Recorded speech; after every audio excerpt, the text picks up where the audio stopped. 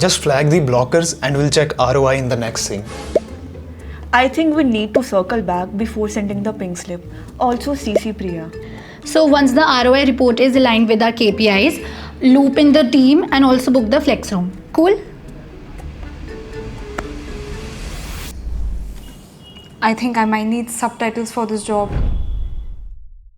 Corporate life comes with its own dictionary, and if you have ever sat through meetings where people are casually dropping terms like KPI, pink slip, PTO, flex time, and you are just nodding like, yeah, totally get it, but from inside you feel like, what different language are they speaking?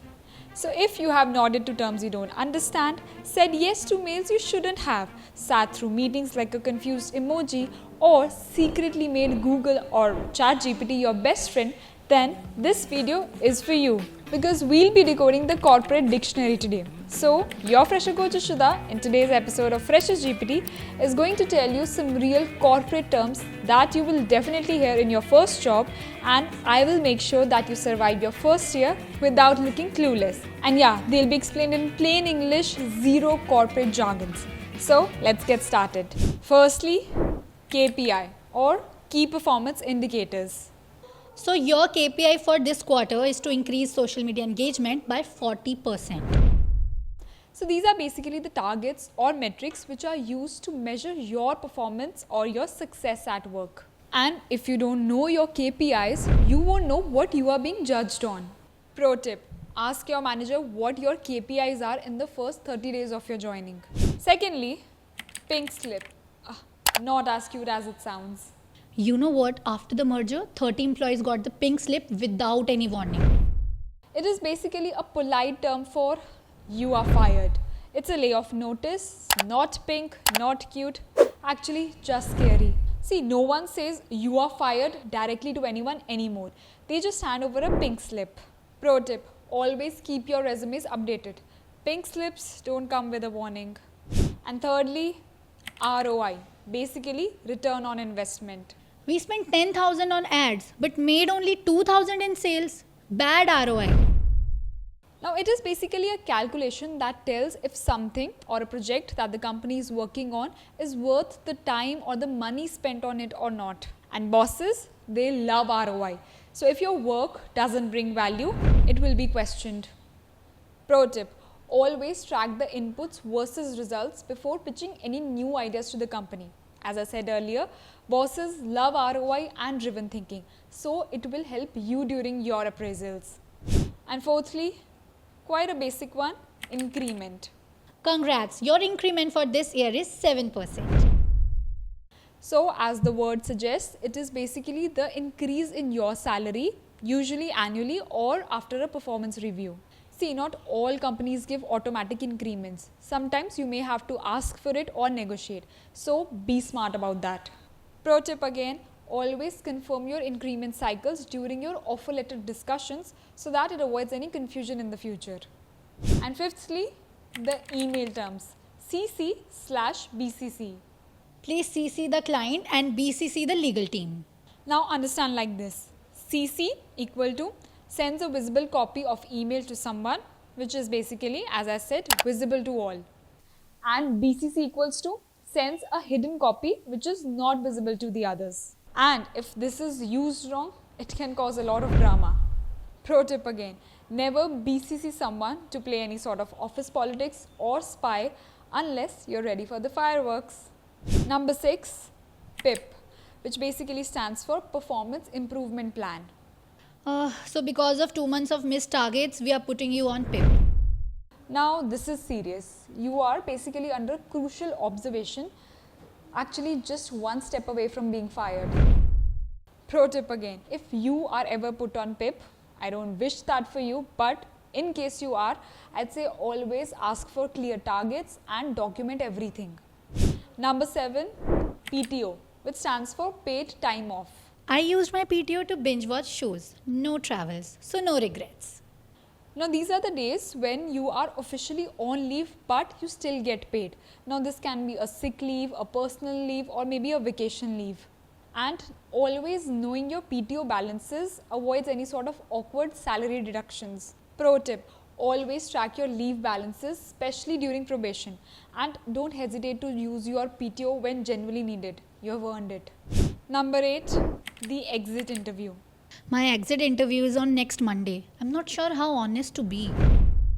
Now this is basically a formal meeting, or you can say a final discussion that you usually have with your manager or your boss before you leave a job. It is mainly to give feedback about your experience while working in the company.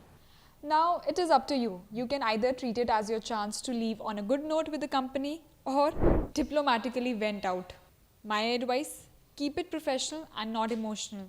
Be honest but classy, and remember, your feedback is on record. Number 9, flex time. We offer flex time, just deliver your work. Now this might or might not be as cool as it sounds. It means that you don't need to clock in at 9 a.m. and clock out at 5 p.m. as long as the work gets done. You can start and end work outside the fixed hours, for example maybe 11 a.m. to 6 p.m. Now not every company offers it, and it can either be a huge perk or maybe a trap, because it sounds good unless your manager calls you at 11 p.m. for work. So pro tip, confirm your boundaries. Flexibility doesn't mean 24/7. Number 10, open office. Now this means no cubicles, no separate departments, no separate floors. Everyone works in a shared space. Now as per many companies, it promotes collaborative learning. And as per some companies, it increases distraction. For example, you might just know that who's fighting with their boyfriend in the office just from their speaker call. So my survival hack, headphones always. Number 11, circle back. Let's circle back after the client call. Let's talk about this later. Now it's a nice and professional way of saying not now, or maybe this isn't a priority right now. Pro tip, if your boss says this often, keep receipts. They might forget. Number 12, on bench. I've been on bench for 2 months. I'm getting nervous now. Just like it sounds, you are not assigned to any active projects or tasks. Basically, you are on hold, on bench, between projects, but still employed. Now you can say that it's actually pretty dangerous because you are not earning any revenue for the company, which makes you vulnerable and a soft spot for the company. Pro tip, upskill yourself while you are on bench or ask for any shadowing opportunities. That's your safest bet. Number 13, band or grade level. No, she's at band 3, so she handles mid-level projects. Now it is basically your rank or your level in the company's internal hierarchy used for the pay brackets, which means that there can be same designation, but if they have different bands, then their salaries or their pay structure will be different. For example, 2 people can be associates, which means the same designation, but one of them can be in a higher band. Pro tip, ask about your band during its offer stage because it will affect your hikes, your promotions and your transfers. Number 14, the non-billable hours. You know, half my week was non-billable, so my manager is not happy. Now it is the time that you work but isn't chargeable to a client. For example, it can be any sort of training or internal calls. Now why it matters? Because too many non-billables can lead to questioned productivity. So track your time well, every hour counts. Number 15, SLA, which stands for Service Level Agreement. We are breaching the SLA if we are not responding in 24 hours. Now this is basically the time or the quality standards which are agreed between the teams, the company or the clients. So just to be on the safer side, always ask for the SLA timelines while working with cross-functional teams. And that's it. We come to the end of this video. A short, cute, simple but an informative one, I'd say. From pink slips to CC traps, I feel these were the terms that no fresher should walk into the office without knowing, because let's be honest, Google can't save you mid-meeting, and now you know. And if you guys like this video, if you guys learned something new from it, if you guys found this video informative, then do put a thumbs up on it and do let me know in the comments which of the previous mentioned terms do you hear the most in your office. and what were the terms that confused you the most when you entered your first job or you entered your first office. Any funny incident, any funny encounter with these terms, do comment below. I'd love to hear all your experiences. And also don't forget to share this video with your friends, fellow freshers, your colleagues who are still confused with the CC/BCC terms or pink slips, or who might be on PIP. And also don't forget to subscribe to my channel for more such videos. And as I always say, until my next video, keep subscribing, keep learning, keep sharing, keep growing. Bye.